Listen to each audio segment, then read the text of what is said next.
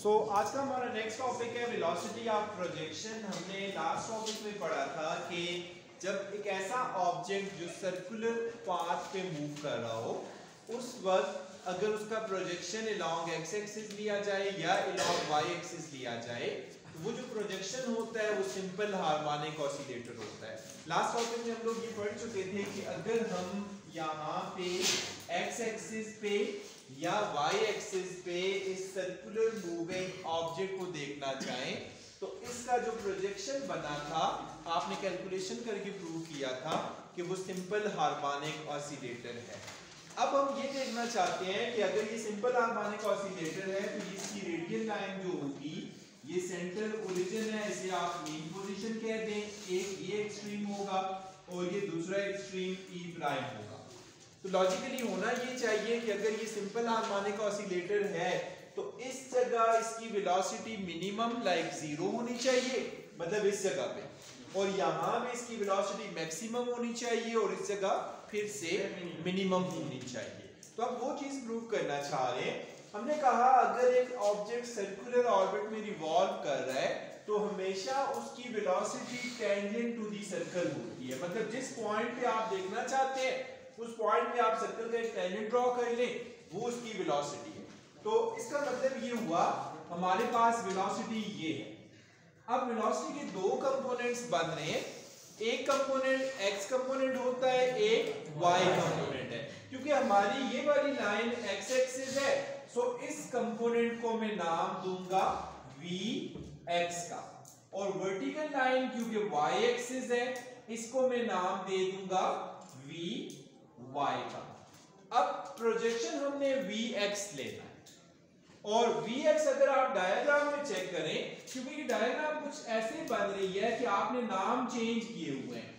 Theta के सामने वाली साइड हमेशा परपेंडिकुलर होती है, जिसे आपने अभी किसका नाम दिया हुआ है, वी एक्स का नाम दिया है। हालांकि होता ये वी वाई होता है, लेकिन क्योंकि हमारी डायग्राम जो है उसके मुताबिक ये वी एक्स बन रहा है। तो याद रखिएगा इधर V X V cos theta नहीं होगा बल्कि V X V sine theta के बराबर होगा। वजह ये है क्योंकि थीटा के सामने वाला कंपोनेंट हमेशा साइन थीटा होता है। सिर्फ डायग्राम में चेंज ये आया है, जिसे आप जैसे एफ वाई कह रहे थे उसका नाम आपने वी एक्स रखा हुआ है। अब नाम रखने की वजह से क्योंकि ये थीटा के अपोजिट है सो यहाँ पे साइन थीटा आएगा।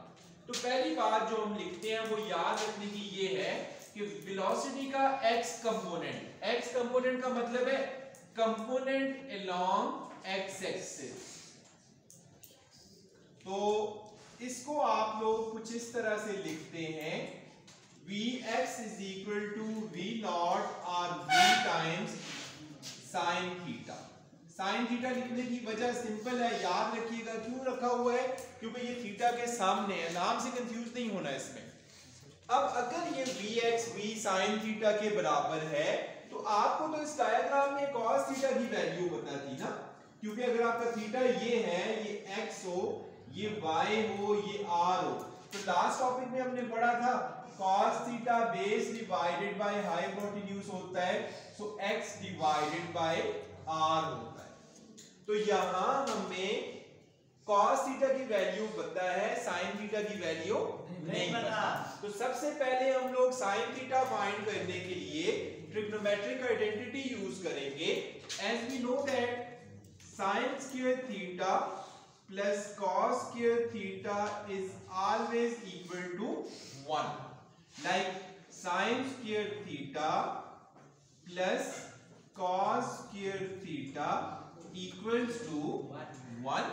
cos स्क्वायर थीटा को उठा के उधर ले जाएं, क्या हो जाएगा, माइनस हो जाएगा। So sin square of theta will become equal to 1 minus cos square theta. या इसको आप ऐसे भी लिख सकते हैं sin square theta is equal to 1 minus cos theta whole का स्क्वायर। अब आपने cos थीटा की जो वैल्यू पढ़ी हुई है इन terms of perpendicular base and hypotenuse that is x divided by r। तो यहां पे आप cos की जगह x बाय r लिख सकते हैं। तो ये रिजल्ट बनेगा sin square theta is equal to 1 minus X divided by R whole का स्क्वायर। और उसके बाद अगर आप इसको सिंप्लीफाई करते हैं ये बनेगा 1 minus X square divided by R square. और जब आप इन दोनों का एलसीएम लेंगे आर स्क्वायर एलसीएम आ जाएगा, R square multiply by 1 R square minus X square. तो ये रिजल्ट बन गया हमारे पास साइन स्क्वायर ऑफ थीटा का। लेकिन हमें तो सिंपली साइन थीटा चाहिए था, so taking square roots on both sides, square root से यहां से कैंसिल आउट हो गया। न्यूमरेटर में क्योंकि r square minus x square double terms है और माइनस है तो ये स्क्वायर रूट से कैंसिल नहीं होगा। डिनोमिनेटर में सिंगल टर्म है तो वो अलग लिया जा सकता है। मतलब मैं इसको ऐसे भी लिख सकता हूं कि sin थीटा equals to r square minus x square, इसका स्क्वायर रूट अलग ले लिया, डिवाइडेड बाय आर स्क्वायर का स्क्वायर रूट कटेगा तो सिंपली r बच जाएगा। इसे मैं नाम दे देता हूं इक्वेशन नंबर 2 का। सो इक्वेशन नंबर 1 में हमने कहा था velocity of projection along x axis है, जिसे आपने v नॉट साइन थीटा कहा था डायग्राम की वजह से। अब आप साइन थीटा को कह रहे हैं r square minus x square divided by r है।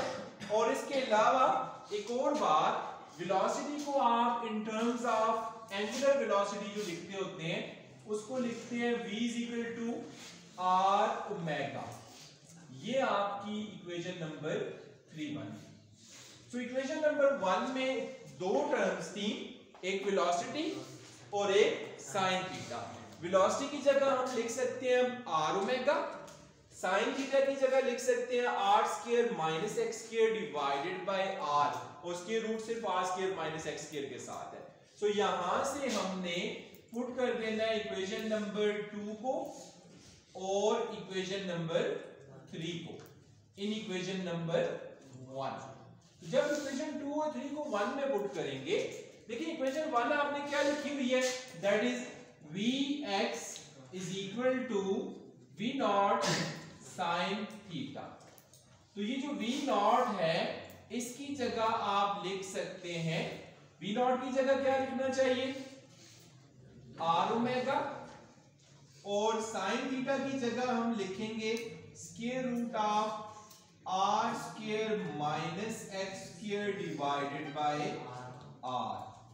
तो अब यहां से मजीद सॉल्व करें तो r cancels out with r and vx will become equal to omega times square root of r square minus x square। ये आप वेलोसिटी ऑफ प्रोजेक्शन का रिजल्ट बन जाता है। अब हम इसको चेक करेंगे क्या वाकई ये सिंपल हार्मोनिक ऑसिलेटर है या नहीं है।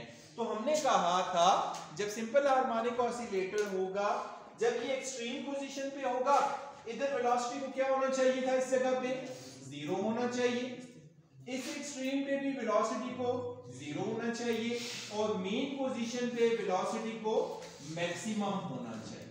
तो अब 1 बाय 1 सारी वैल्यू चेक करके देखते हैं। लेट्स से r क्या है, r आपका इस सर्कल का रेडियस है जो मैक्सिमम पॉसिबल गैप हो सकता है सेंटर से एंड पॉइंट तक। x आपका वो डिस्प्लेसमेंट है जो इस लाइन पे चेंज हो रहा है। जब हम लोग एक्सट्रीम पोजीशन पे चले जाते हैं, लाइक यहां से यहां तक, अगर आप r का वैल्यू लाइक रेडियस 10 यूनिट्स है तो इसका मतलब है x भी 10 यूनिट्स होगा। तो इसका मतलब है एट एक्सट्रीम पोजीशन x किसके बराबर हो जाता है, r के बराबर होता है। तो अब लिखते हैं जरा, एट एक्सट्रीम पोजीशन में आपने कंडीशन ये रखी कि x will become equal to r, which implies that vx किसके बराबर बनना चाहिए, x की जगह r है तो x स्क्वायर की जगह क्या लिखेंगे r square, r square minus r square 0, 0 का square root 0 multiply by omega, velocity क्या बन जाएगी 0 बन जाएगी। तो ये क्या एक्सट्रीम पोजीशन पे वेलोसिटी होती है सिंपल हार्मोनिक ऑसिलेटर की 0। यहां देखिए हमने क्या कहा था, जब आप एक्सट्रीम पोजीशन पे चले जाते हैं तो उधर velocity of simple harmonic oscillator 0 होती है। और जब आप मेन पोजीशन पे जाते हैं तो क्या होनी चाहिए, मैक्सिमम होनी चाहिए। अब जरा मेन पोजीशन पे देखते हैं, at mean position it will look like mean position पे x हो जाता है इक्वल टू 0, सेंटर से gap, so x will become equal to 0 which implies that vx बनना चाहिए vx equals to omega times square root of r square minus 0। r square square root से cut जाएगा, r square minus 0 r square तो square root से cut के r बच गया, तो vx बनेगा ओमेगा r के बराबर। तो ये आपकी maximum possible value of velocity होती है जो कि मेन पोजीशन पे होगी। तो यहाँ हमने कंक्लूड ये किया कि जो सर्कुलर मूविंग ऑब्जेक्ट होता है, अगर आप उसका प्रोजेक्शन अलोंग एक्स एक्सिस ले रहे हैं, उस वक्त होना ये चाहिए कि जब एक्सट्रीम पोजीशन पे इसका प्रोजेक्शन पहुंचेगा उधर वेलोसिटी 0 होगी, जब मेन पोजीशन पे पहुंचेगा वेलोसिटी मैक्सिमम हो जाएगी, दूसरे एक्सट्रीम पे फिर 0 होगी। तो in between 0 and maximum values fluctuate कर रही होती हैं। तो ये आपका एक प्योर सिंपल हार्मोनिक ऑसिलेटर है। अब आपके माइंड में इससे रिलेटेड कोई क्वेश्चंस हो तो पूछ सकते हैं, कोई कंफ्यूजन या प्रॉब्लम हो तो उस पर भी बात कर सकते हैं।